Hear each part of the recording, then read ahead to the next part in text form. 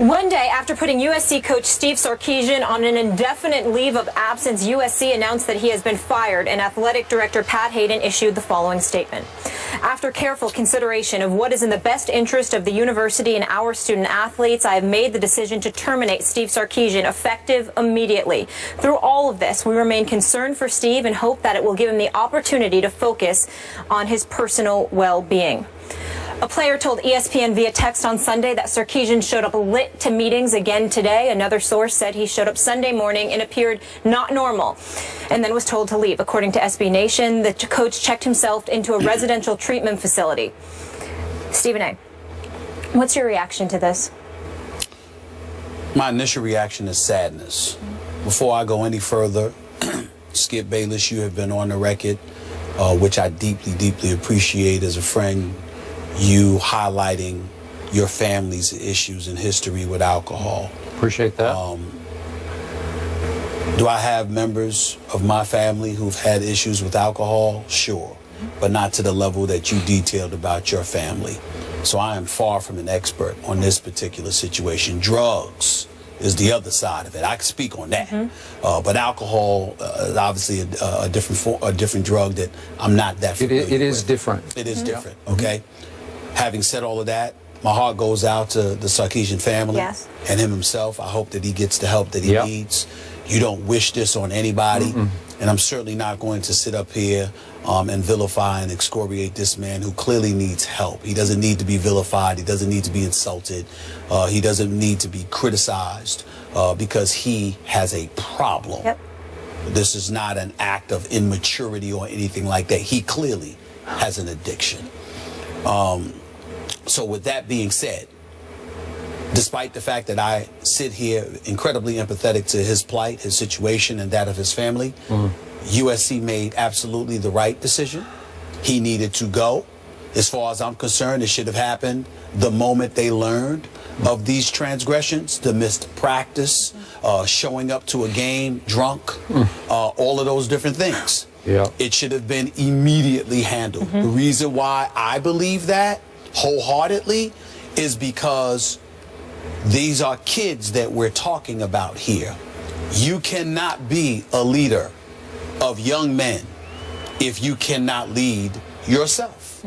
It's simply impossible. And although that's applicable to people in the world of professional sports, because they're grown men with families to feed, mortgages to pay, children to take care of, etc., you deal with it differently only from this respect. They can handle more than kids at a university, an institution of higher learning, supposedly can handle. You can't take that risk. You can't do that. I was speaking to my man Jeff, which both of you know, my godson Nicholas. Long Beach. That y'all met in. That's right. Okay. Nicholas could potentially be a big-time player, y'all. Like I asked Jeff, he said, Coach Sarkisian couldn't come into my house. You can't come into my house asking me to trust you with my child. So when you hear something like that, that says it all, that speaks to it, it is what it is. But what really has resonated through my mind over the last 24 hours, I'm wondering why Pat Hayden isn't out the door with him. Now, we appreciate the greatness of Pat Hayden at USC. We appreciate the fact that he bloated about USC, its tradition, what it stands for, and what we're supposed to be all about. We understand that he doesn't need this job. He's free to walk away anytime. They're free to let him go anytime. He's on a year-to-year deal, okay? Because he's a successful businessman. He doesn't need USC. And under no circumstances do I want to come across as an individual that in any way is trying to impugn the character and the integrity of Pat Hayden. Because I understand that as a man, meaning himself, what he stands for, by all accounts, he seems to be a very good man. But the dereliction of duty that he exercised in vetting Steve Sarkisian before hiring him is at the very least egregious.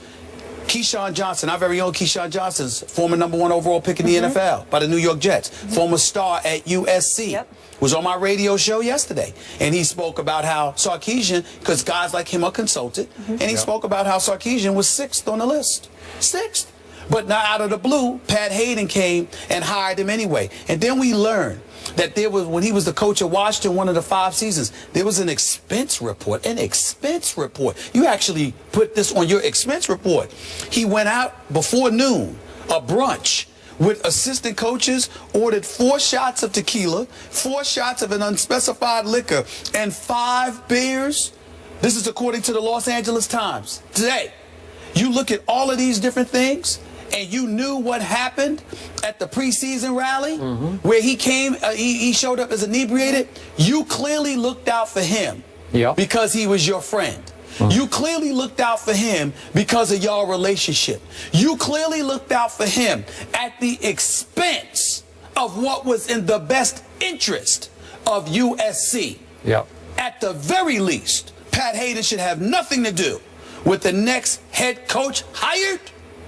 And if I'm being fair, what other athletic director do you know can make such an egregious error, all in the interest of looking out for his friend, and still keep his job? I'm just saying. It pains me to admit I agree with every word you just spoke. I like the heck out of Pat Hayden. I know him pretty well, covered him when he played for the Los Angeles Rams. Just for your edification, he is a good guy. Might be a little naive. Wasn't the typical pro football player because he was magna cum laude at USC, which led to him being a Rhodes Scholar at Oxford. So he didn't really fit the profile exactly of the NFL player.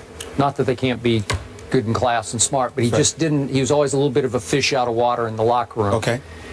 And I always found him to be a little bit rose-colored glasses. Everything was going to be okay. He would see nothing but the good in everybody around him in the locker room. He was a pretty good quarterback in the National Football League. He won some games as a little undersized quarterback. Los Angeles Rams. Boy, he won one against my Cowboys in Dallas, a playoff game when you're beating Roger Staubach, and it was something to behold. But I'm not sure he's qualified to be an athletic director. Maybe a fundraiser for USC, and to your point, he was a highly successful, high-powered attorney before he took this job for the sake of his alma mater. And a businessman, Yeah, he's a businessman. Yeah, he made a lot of money. But he did love Sark to a fault.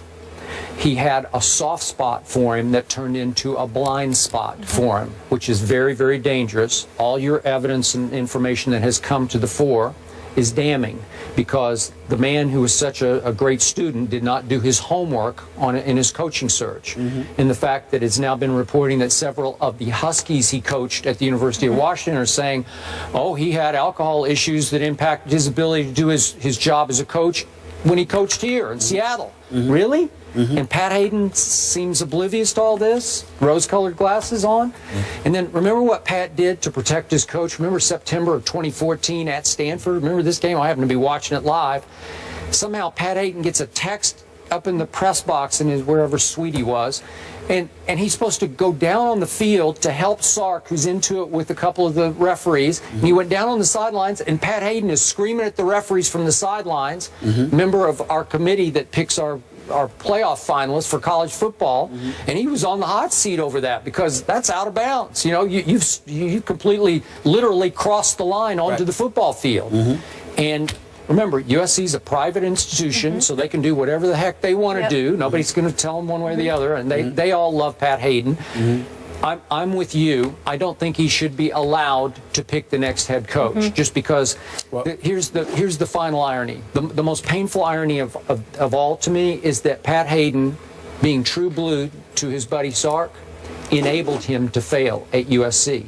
If he had used what the alcoholics called tough love back before the season started and put his foot down and said, you're going to rehab now. Absolutely. We will go interim. We'll pick somebody on our staff to get us through. I know we have a good team. We have a chance to have a great team, but we're going to get through this year, and then you're going to go fix yourself, we hope, and then you're going to come back next year. That would have saved his job. I'm pretty sure we were all sat back, right? And his career. Yeah, wouldn't we have all sat back and said, boy, it's a tough thing he's going through, but we'll wait and see how it turns out for next year for Coach Sarkisian. Am I right? Okay, he didn't let that happen. He let the wrong thing go out of too much blind love for Sarkisian. A couple of points I want to make based off of what you just said. Number one, I am not going to sit up here and speak about a man with such impeccable credentials, who is so revered, and act like, oh my goodness, he should be fired because he made a mistake, it was a dereliction of duty. It's not that. It's that Pat Hayden is about fairness. Pat Hayden is about what's right and wrong. No, he is. I agree. Any other You're institution that you point to, what athletic director do you know would get away with making such a number of egregious errors as it pertained to one individual? They wouldn't get away with it. Okay? You clearly shoved fairness and equity aside in an effort to engage in what some of us would view as nepotism. I'm looking out for my homeboy. I'm And looking out for this guy. As well. And so the Pete Carroll connection, of course, but Lane Kiffin had a Pete Carroll connection. It did not stop Hayden from firing him on a runway. That's true. On a runway off a plane. So I'm saying that's the other point that I wanted to point out about what you made, because you talked about the rose-colored glasses. And I'm going like this. Well, that's not entirely correct, Skip, because that's not what he had with Kiffin. He was pretty hardcore with Kiffin. There was no rose-petaled glasses there. He was pretty hardcore. Well, I think Lane pushed him until he just couldn't be pushed anymore. I'm just saying, but Lane didn't push him like this. In a different way. Lane confronted him and challenged him. Lane confronted him and challenged him because Lane Kiffin was thinking about what he inherited post Pete Carroll, the pressures of succeeding the man, and on top of it all, still having to win full games with lesser than 85 scholarships because it was confiscated from them because of what transpired during the Pete Carroll era and all of this other stuff, even though a lot of people at USC think that was bogus. Nevertheless, Lane Kiffin was in his face saying, whoa, whoa, whoa, I understand where you're coming from, but look at what I'm having to deal with. So you get rid of him.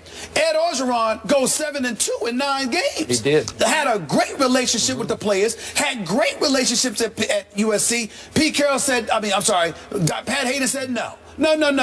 Then, like Keyshawn Johnson said, we got numerous candidates to look at.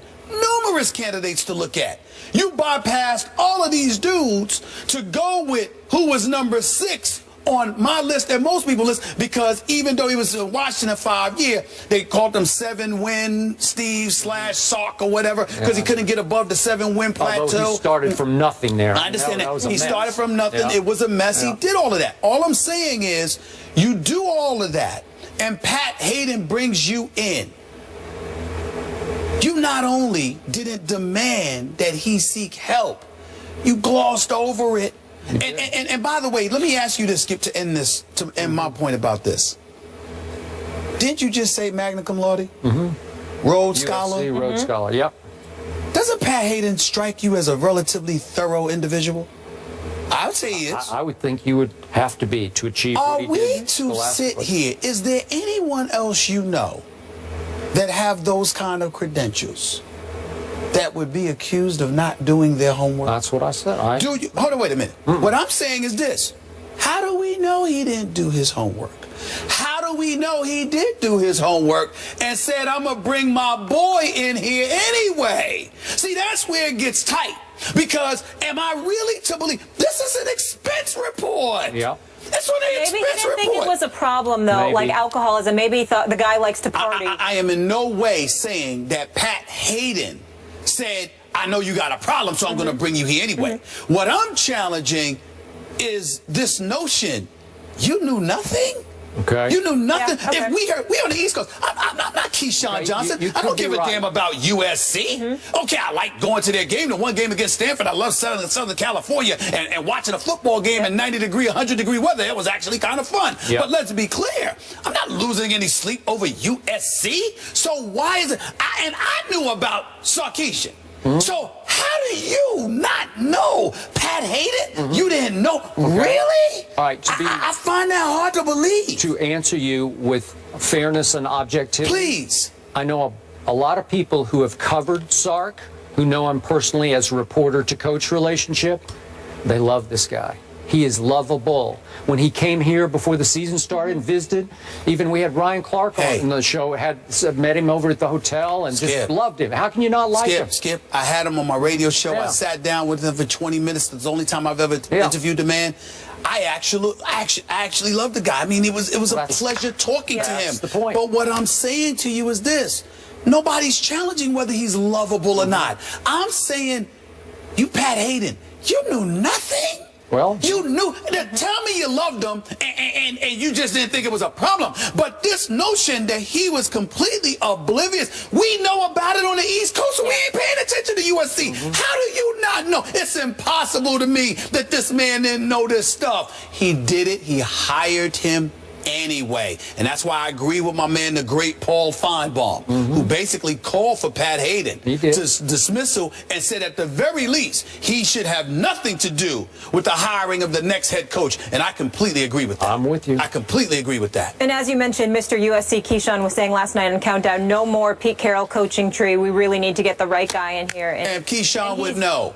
He would know. The Trojan War airs tonight that the executive produced. Good point. That's right. We have another big-time coaching vacancy. Steve Spurrier leaves South Carolina. We'll tell you why the head ball coach retires mid-season. That's after the break.